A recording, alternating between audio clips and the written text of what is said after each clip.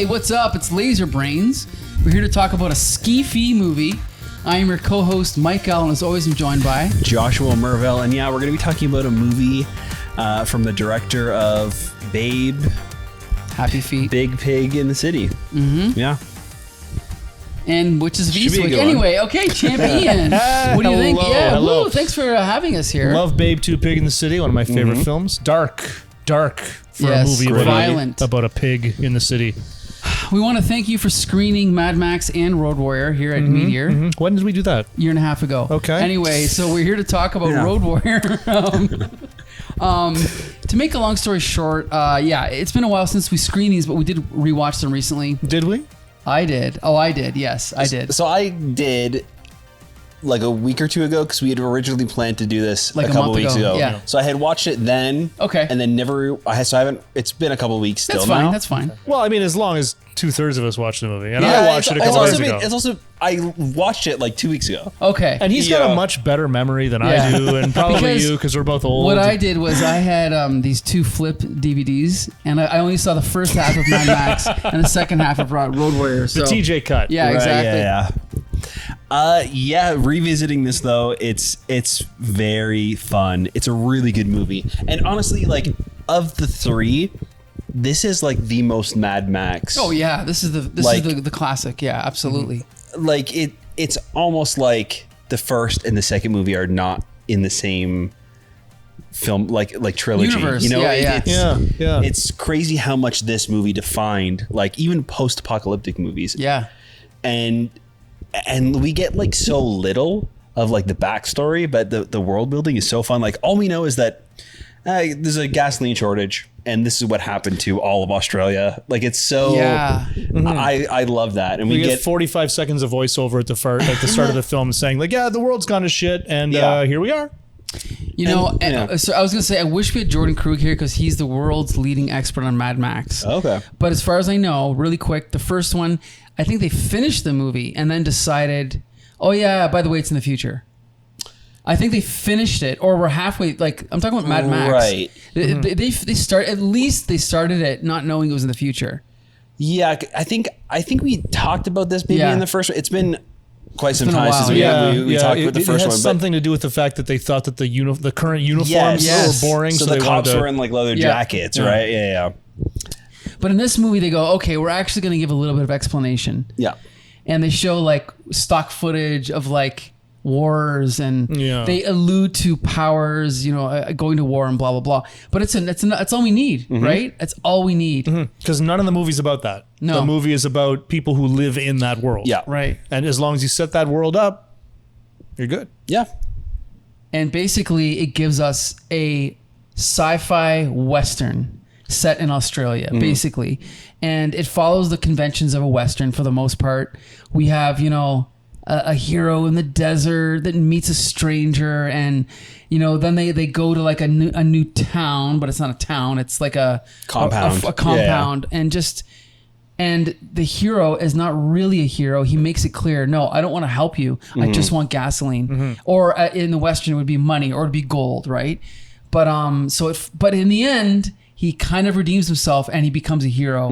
And Even It's then, it's awesome. like reluctant, right? Like yeah, he. he's he not pretty like much a has saint. no choice He's not but a to saint, go back. But So yeah. But he becomes he does a good deed, you know. Yeah. And there's a reason this movie became a classic. And as I've said before, it's all because of Duran Duran and their videos for Wild Boys. and no, I'm kidding. No, but like I grew up in the wake of Road Warrior, not knowing where this came from because I saw all these images. I saw, all these post-apocalyptic settings with people dressed up with cobbled together costumes and pieces of hockey uniforms and armor and whatever. And then it wasn't until I was older that I realized, it all came from Road Warrior. Yeah. Right? So... But we talked about this last time, but let's talk about our experience with Road Warrior. Ian, what's your experience with Road Warrior growing up? I had none. I had Okay. none. It was basically just what I'd seen from other properties that had gleaned Right. that imagery from it. And you're right, it had become the de facto, like, this is post-apocalyptic. This is what it looks like. It's all motorcycles and leather and ambiguous sexuality and violence. And we had so much of that, but I hadn't seen it before. It wasn't until we'd seen it here, and then That was my first time. Wow. My second time was when I watched it just the other day. Right. And my God, is it so much fun. Uh-huh. On the heels, I talked to you about experimenting with watching 3D movies at home because Sure. I've got one of those ancient 3D televisions. So I watched Fury Road, the 3D version of that, which was a ridiculous theme park ride. Yeah. But there's so much of Road Warrior in Fury Road. Yeah. Sure. There's so much of that. It's almost a remake. Like it feels is. so close. Yeah. It is, but I will go so far as to say that Road Warrior feels so much more real. It feels so much more grounded, and the special effects are just as impressive. They're just as impressive, yeah. and they feel even more raw and more legitimate. Well, because It's I'll just say that Fury Road has little CGI, but it does have some. It has some, but it's the lion's share of it is practical. Right. And that Yeah. comes through. Right. But there's something. It may just be something as simple as the color grading. Sure. It just feels more deserty. It feels more like you're there. Gritty. yeah, Fury Road has this like artistic feel to it. Like it's beautiful, and I love the look of it. But this does feel more real world. Yeah, in a it's sense. grittier Yeah. and raw, definitely. Yeah. Like you can feel the dust on the lens almost Yeah. in this, right? Where Fury Road is so like polished. And Yeah, it's clean. glitzy and it has a sheen to Yeah, it. Yeah. it's almost like they had maybe like a better budget and for better sure. technology, so they were able to like make it what he Yeah. had in his mind. Where this one, it's just like this is just like the raw footage. This is all Yeah. we could do. Let's make it work, and it does work. Like it's beautiful. Yeah. Well, okay, so for me growing up, I had seen clips of this film, but I'd never seen Mad Max or Road Warrior in their entirety till I was about maybe 1920. And I purposely went out and watched Mad Max 1, but then I never got around to watching Road Warrior until my friend Jordan got me into it. Okay.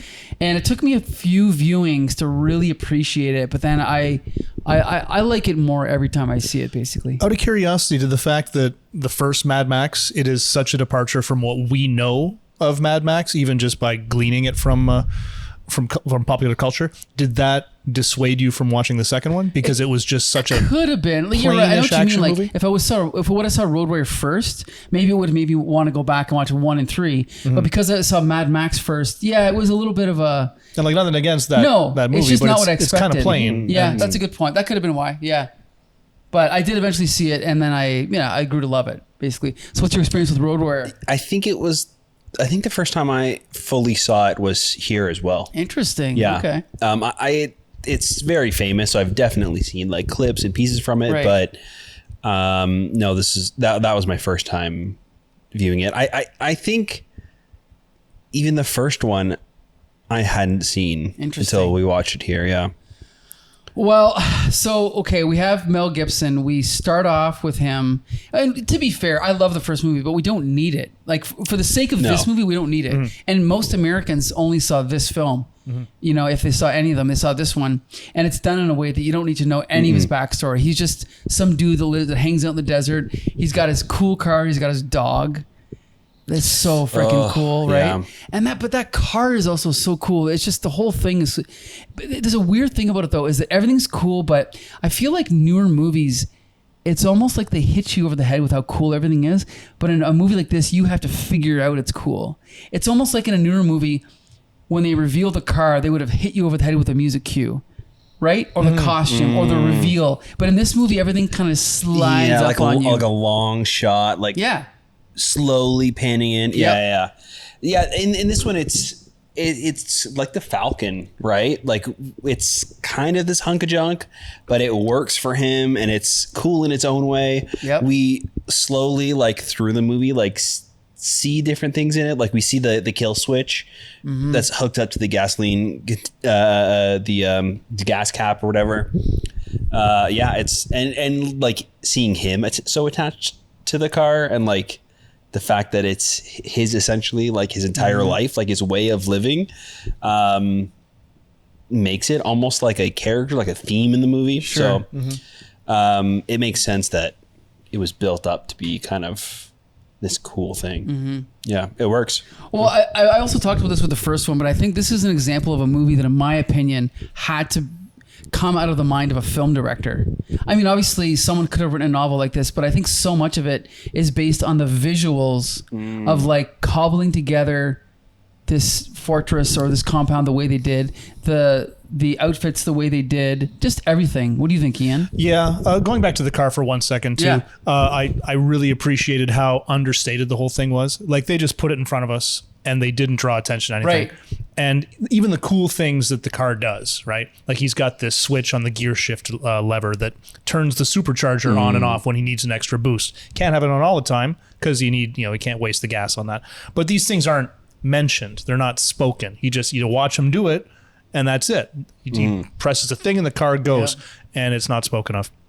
And it's just so cool that you just sort of drop us into that world and surround us with the things in that world and don't call attention to it because why would you? It's just a Well, I feel like if this was Getting a excited. 2025 movie, it would have been like, ride the lightning, and then he'd hit the button, or he'd say a one-liner, and then the music would kick in, and it would be AC/DC. He'd have an Right. AC/DC tape, right, or an 8-track or something that he'd Right. slam in Right, there exactly, as soon as he did yes. something cool with the car. Yes, you're 100% No, right. he's got more important shit to do, and we have more important shit to do in watching him do these things. Now, what was the question that you asked me? It was about how the film came from the mind of a film director, not a writer. And I guess that's sort of a corollary to that. Like, we're not explaining these things. It's all Right. done visually. And so much of the movie is like that. A lot of this movie, as I was watching through it the second time, it felt like I was watching somebody watching a movie. Interesting. So much of it is Mel Gibson standing on this outcrop and watching just what's going on in the compound. There's nothing spoken. Well, he's not even talking to the gyro captain who's right there with him about it. He's just got his binoculars, and we're getting a sense of what's happening in this little world just by him watching what's happening in this little world. And we're learning about these things the same time that he is, because he doesn't know what's going That's on a here good either. point. That's the first introduction of the main bad guy too. Yep. Is like through the binoculars, like this huge fight is happening. All of these stunts and these vehicles like ramping and exploding. It's like way in the distance. But not only are we seeing it from far away, we're hearing it from far away. We're hearing almost and we're nothing.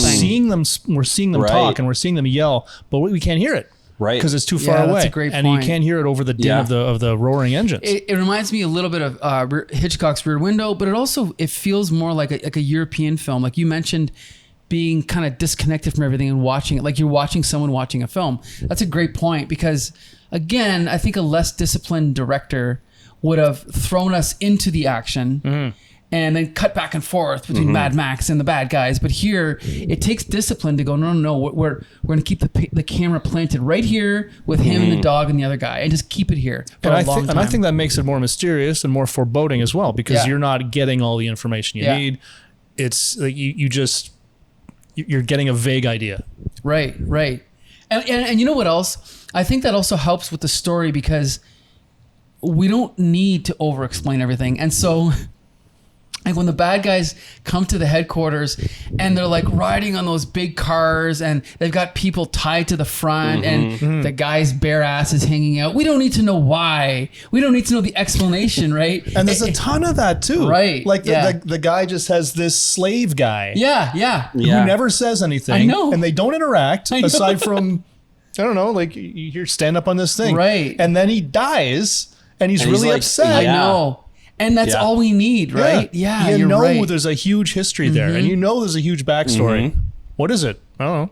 Yep. You're Figure it totally out. right. We don't need to know. Yep. Same with like even the kid, right? Like, why is he a dog? Like why is he feral? Yeah, I know. like I he- know. you know, But he he's, just- he's also the narrator. Right. Yes, Right. that's a great point. And I guess it's kind of like also explaining to us that like the new generation of kids like doesn't know anything else besides the apocalypse Great and point. seeing it. So it is kind of like, why is this happening? But it's like subliminally like telling us a story and like I think again a worse movie would have been like, that's the way kids are now. Right, That's the yeah. only world they know. They have to explain it, right? Yeah. Someone would ask, why is this kid here, Yeah. and why is he running Right. around Yeah. biting people? Yep. And then with the guy with the gimp, he would have explained it. I met him when he was 14, or to be like, this is my buddy. He rescued me, and he's been like a father to me ever since. And they'd have to explain it all. You don't need it though. I'd rather just leave it the way it is. Right? I love it. Same with like the pilot. The gyrocopter pilot. He is such a fun character in this movie. I know. Played by a really fun character actor. Yes. Who The guy comes from- back in Revenge of the Sith. Yeah. 10th level. Yeah, I know. Thousands of Yes, battle that alien with the droids. head in his body, Yeah. in his torso. Yeah. Can you believe it? They brought Huh. that guy. Yeah. Like, that's good He's in casting. a lot of movies like that where he plays like the unbelievably tall, thin alien creature. That, He's also in Thunderdome playing a different character.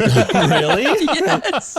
No, we'll get to that when we review Beyond Thunderdome. Oh, okay. But I mean, here's the thing about this movie. I don't know what else to say about it. Like it created a new genre. Yeah. And it was one of the best. It is one of the best action films and best science fiction films ever made. And it was the best Mad Max film ever made until Fury Road came out, which I think is a little bit better. I think it's a little bit better. I think I agree. Yeah. I'm going to be the dissenting voice That's here, fair. but you can continue. I think they're pretty damn close. I think what Fury Road did better is it made me care about the characters more than this movie. I think that the setup of Furiosa and the other women in the movie are better than the setup of these characters, just by a smidge.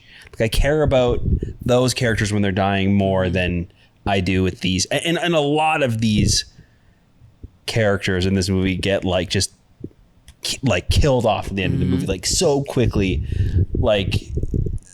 so Well, and we'll talk a little bit more about that later. But Yeah. I'm with you on that. Yeah. That's a good point. It's a good point. It's not going to change that I put a Road Warrior a little bit ahead of Fury It's Road. fair, yeah. But you're right. Like all the people in the compound, they aren't really fleshed out nearly as well. And I think that might have to do with there being more of them.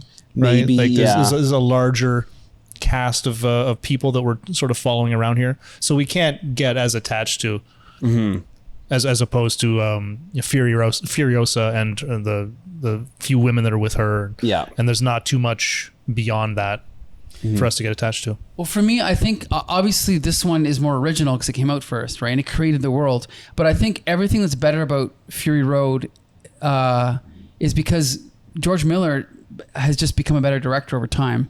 So unlike most 70s directors that try to recreate the past and do sequels, like, I don't want to pick on anyone, but George Lucas, even Francis Ford Coppola with Godfather 3, George Miller actually got better as he went along. and he's 80 now, I know. and he just made Furiosa. I know, which we'll talk about Yeah. eventually. Yeah. But I think it's just that he's got more skill as a director. So I guess it comes down to the directing is better, but of course Road Warrior has a more original script because it was before Fury Road, right? And it was more fresh. But I guess it just depends what you like.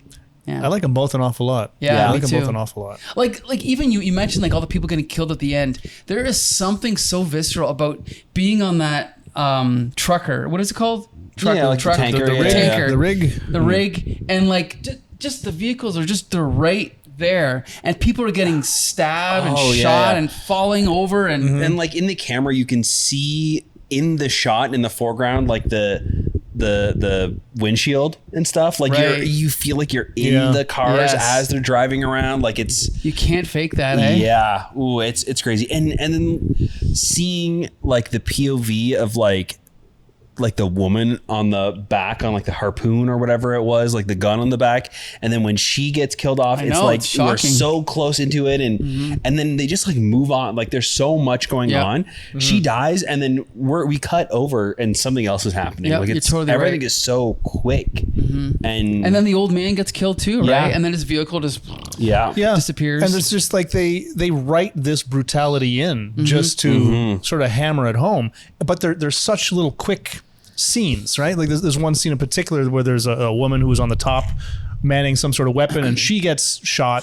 She falls and she's hanging off the side. right. oh yeah, And then yeah. This guy tries to save her.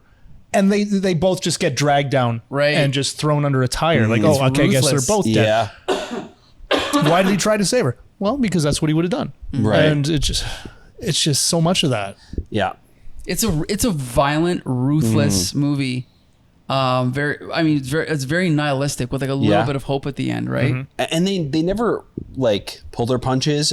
I was genuinely scared that the kid was going to die at the end. I mean, they killed the dog. Yeah. Yeah, that was sad. You know, that was like sad. that was shocking. Yeah, like, brutal. Yeah, So- I paused for a second at that Yeah. moment. I was like, wait a second, you're not supposed to do that, are you? No one Yeah. is. Like, I know. That's Fortunately, they did it off screen, but Yeah. just that yelp. So that scene. I would not have been surprised. I mean, I would have, but if they had killed the kid, like I was Right. scared, and that doesn't happen often. I feel like Sure. with characters in movies, they're written where they're in danger, but there's really no sense of danger with them They have because plot armor. that they're not really going to die at the end. There was nothing like that in this movie. I mean, even Max, like I know he's going to be in the next one, but I don't know. You felt like he wasn't He was still in safe. danger. Yeah. Yeah. So, I mean, I guess the only actors we can really talk about are the two villains, right? Was there one or two big villains? Yeah, there's the Yeah. guy But they with had the masks mohawk, on. and then the Humongous that was the name? Captain Humongous. Captain Humongous was the main one. Yeah. What was I his mean, name? Let me look it up. I love them both, right? I love them both. They are what they are. They're over exaggerated. Like I said before, this feels like a comic book, like Heavy Metal or something. Like it's over the top, it's ridiculous, but I love it. And they were the Lord Humongous. exactly what a great Lord name, Humongous, sorry. right? Yeah, the I thought respect he was on his great. name. What did you think of Lord Humongous? So he was not only like physically terrifying, but he didn't just talk like a big dum dum. Yeah. Which you know what I mean? Yeah. Like they so easily could have just made him like the brooding like barbarian character, but he's like talking almost eloquently. Like he knows what he's doing. He's outsmarting them. So like he was actually scary. Yeah. Yeah.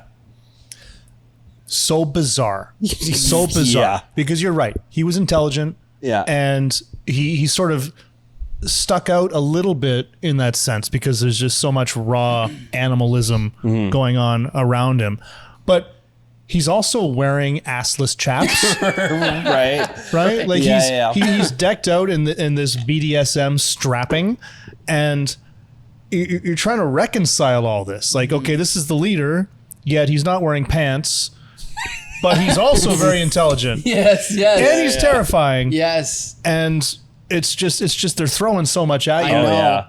You know what? That's why you got to give credit to, like, it's not a Hollywood production. It's the vision of an auteur who, if a Hollywood executive would have saw that, you'd be like, come on, buddy. You Yeah, gotta, no, we can't do this. Kid, this is Put ridiculous. some pants on. Yeah, him. put some pants on this guy at least, right? Yeah. No pants. No. But it worked. Yeah, but it totally worked. It totally worked. worked. Yeah. And in any other movie, you're gonna look at that and say, Well, "All right." I think okay." what it shows is like when we're watching a movie and you know we have a crowded a room full of people, and there's those moments in movies like this where people go, "What the fuck is going on?" But the more corporate you get, the less you're gonna have that. Everything, it's like all the rough edges are smoothed off. Yeah. But in this film, all Yeah. the rough edges are left in. Yeah, it becomes too sterile at Right, that point, right, right? right. Like there's no character, there's Right. no like flash. Yeah. There's a lot of flash in this movie. There's a lot. There's a lot of risk in this Yeah, movie. yeah. Yeah. Yeah. Okay, and then who's the other bad guy? Let's see. The Tony Everyone is- Wes, right? Is it Wes? I wish there was Vernon pictures Wells. there. Oh, what does he look like? Can you Plays show a him. picture? Sure. Yeah, this Oh, guy's that not guy's helping at great. all. That guy's great. Yeah, he's Yes. awesome. Yeah, he was fun too. Mm-hmm. Yeah, he had his like boyfriend. Everybody's gay in the Yeah, I know, apocalypse. Yeah, he yeah. had like his boyfriend on the back, and it's kind of like this weird thing. And then when he dies, he gets his fingers cut off first. I don't remember, but Or- that was another great moment. That Yeah. was so Or I'm trying to visceral, remember. eh? I feel like he did die by the boomerang. Yeah, didn't I don't he? remember. Or I don't something. remember. But yeah, when he dies, like he's like bawling his eyes out, and Yeah. it's he was a really fun character. Mm-hmm. Yeah. Which guy was that again? Was that the older? The older The guy. guy that- without the mask, right? Yeah, and he had like the big like purple mohawk or something. Oh, Yeah, okay. yeah. I'm thinking of someone different. I'm thinking of the guy that tries to jump up and grab the boomerang and Oh, gets yeah. his fingers chopped yeah, off. yeah. That's a different guy. Yeah. Yeah. He's kind of. It's easy to mix these guys up. Yeah, but Well, I mean, I mean, I did. Yeah. yeah. Yeah. But no, this is he was in the same vein as Lord Humongous, but kind of in that number 2 sort of role. And I think he ended up, after his boyfriend got brained by the boomerang, he ended up chained up, and Lord Humongous was holding his chain. Could I be, think yeah, it could be. there's just so much of that weird. Yeah. That's never explained. Yeah, And I think he's the one that kills Max's dog as well, I think- right? I Like he think so. chases him down and runs him off the road Yeah, when he's so it's definitely that scene. He's there at least when the dog dies. So it was very interesting to sort of watch his character though, because Max seemed very fixated on him in particular, right? More so than on Lord Humongous, more so than on anyone else. We would see these shots from a great distance of Max looking through the binoculars, and he would just hold on him and just watch him. is he the one that kills, like, because the beginning of the movie, or like near the beginning, they see the woman getting assaulted. Yes, Yeah, I that's don't. them. Was that him? That's them. Yeah. Yeah, So maybe that's why I think that's what I that think, might yeah. be it. Because I mean, Lord Humongous is there, but I feel like the other guy almost feels like the main villain. Yeah, I He's, mean, he's like henchman-y yeah. and Even like carrying Darth out all Vader that. is the main villain, but he's not. He's not Right. the Emperor, right? Right. Yeah. Yeah. Yeah. So I think that's my final takeaway from this film is it's a great example of an action film that's not a Hollywood action film. It isn't. It's Australian and it's independent, really. Even if maybe it wasn't funded independently, but it's the vision of one director. And I think all the ways that he subverts the genre is what makes it so interesting. Yeah. Right. Not only did he create a new world, but the plot is unpredictable and it doesn't follow any of the cliches of a Hollywood film. I think that's what makes it so great, you know? Yeah. No, it's a movie that if it hadn't already existed, you could not make something like that today. Good point. Yeah. And I don't think you could ever do something like Fury Road on its own without all of this Yeah. Sure. work done in the past. Yeah. And I think if anything else like that comes out, it's going to be because of Fury Road, right? It's going to be pitched as our version of Mad Max Fury Road, right? That's a good point. That's a good point. Yeah, I totally agree. I agree with you. It is this like genre defining movie. Yeah. And there's there's 3 more to come. There's Beyond Thunderdome, there's Fury Road, and there's Furiosa. Ooh, yeah, that's So right. maybe we'll do yeah. all of them. Who knows? You know, watching this one, when we get to the very end and the credits are about to roll and we have the voiceover again from the narrator, the feral kid who's all grown up, and he just sort of, oh yeah, we made it to where we were going and we're starting a new life. And as far as for the Road Warrior, we never saw him again. He just took his gas and then he disappeared into this and that. I just had the sense that wouldn't that have made a fantastic TV show? Like every episode, he has a different adventure. Something like that. Yeah. Yeah. Or Like every, The or, every, Fugitive, yeah. or every season or something Sure, like sure. that, where we're following around this other group of people that's dealing with this reality. And then yeah. here comes Max. Walking Dead did that it kind almost of, yeah. it almost feels like a video game premise to me, because you can Mad Max like doesn't have a personality. You know what I mean? Like he's very much just a dude. Like he doesn't say anything. We don't really care about him this movie. I do. Like I do. We do, but it's not like the focus. I feel like the heart of the movie is everybody else around him. Well, that's your theory. I don't necessarily agree. with Okay, that. all right. But I feel like that's kind of like how video games work a lot of times, where like the main character is purposely left a little bit blank. Yeah. Because you're putting You're yourself the character. in the You are character, right? Yes, and then that's true. everybody else around you as you're walking around, like it's the relationships you build with everybody else that kind of makes that story fun. So yeah, I don't know why. Mad Max doesn't. I even Mel Gibson just doesn't. Well, I've never thought he's Mel Gibson fine. was a great actor. He doesn't need to be in these, Yeah. though. He just No. needs to be there. Yeah, like I feel like a lot of people could sub in and do this. In my Sure, opinion, yeah, sure.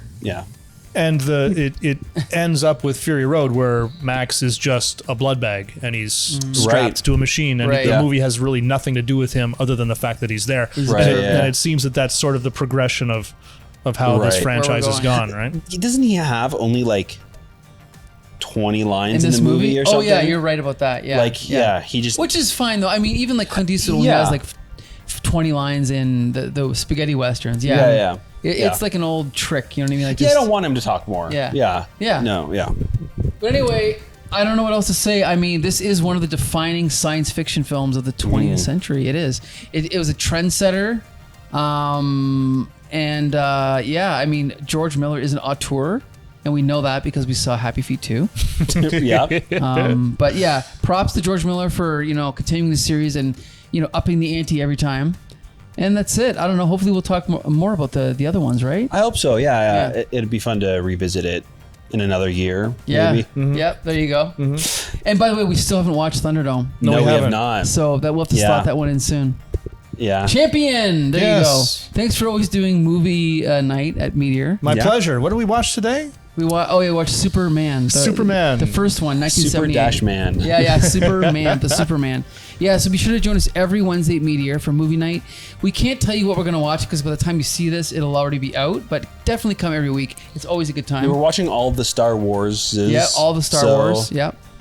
We're in the middle of the good ones now, so Yeah. So get out here quick. Quick. Yeah. Yeah. They're going to end soon. So you can find all of our stuff over on our website as well at comicbooksyndicate.com. You can also find all the video format versions on our YouTube channel, so check us out there. And yeah, see you next time. Until the next time, see you later.